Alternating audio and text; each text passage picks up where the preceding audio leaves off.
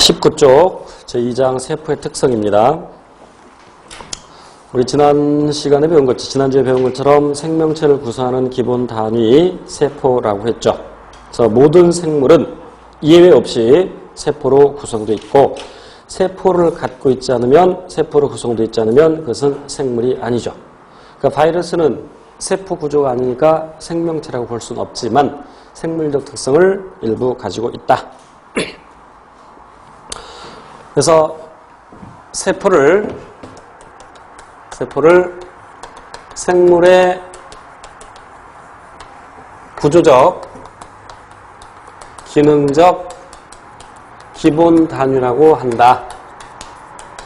구조적 기본 단위로 하면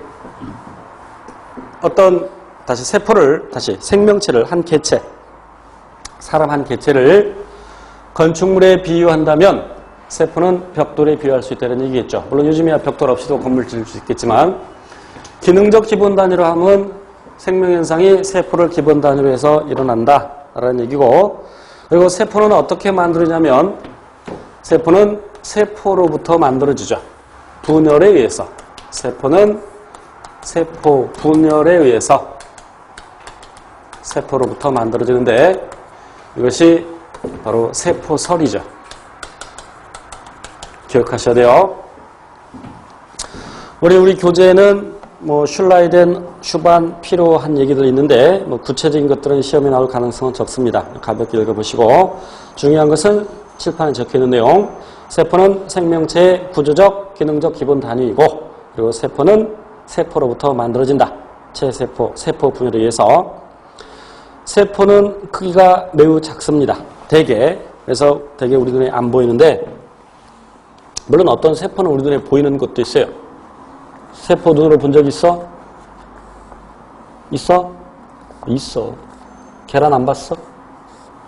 닭의 난세포죠. 닭의 알세포야. 이렇게 커다란 것도 있어. 신경세포의 경우에는 길이가 1m 되는 것도 있죠. 물론 이제 매우 가늘지만. 이렇게 커다란 세포도 있지만 대부분의 경우에는 세포가 매우 작죠. 그럼 왜 세포의 크기가 작아야 되느냐? 물론 여러 가지 이유가 있을 수 있는데, 만약 우리 몸이 6개의 세포로 구성됐다고 합시다. 그러니까 머리 하나, 팔 2개, 다리 2개, 몸통 하나, 이렇게 6개의 세포로 구성되어 있을 때, 길 가다가 전봇대에 머리를 부딪혀서 머리가 터졌어. 그럼 이 커다란 머리 재생되는 데까지는 꽤 오랜 시간이 걸리겠죠. 그럼 기능을 그동안 못한다는 얘기야. 그럼 죽을 수 있겠죠.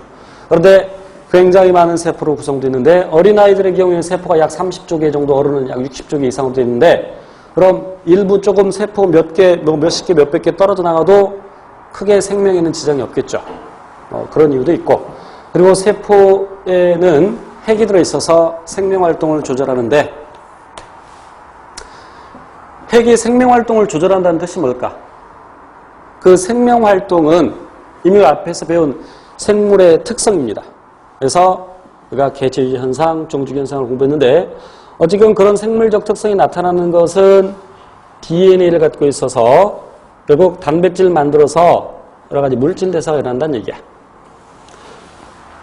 그래서 핵에는 단백질을 만드는 정보가 있는데, 그래서 단백질을 만들어서 효소나 호르몬 등등을 만들어서 생명활동을 조절하는데, 세포가 커지게 되면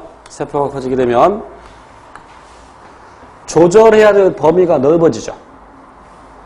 만약에 세포가 커짐에 따라서 핵도 커진다면 그 속에 들어있는 유전 물질도 많아지죠.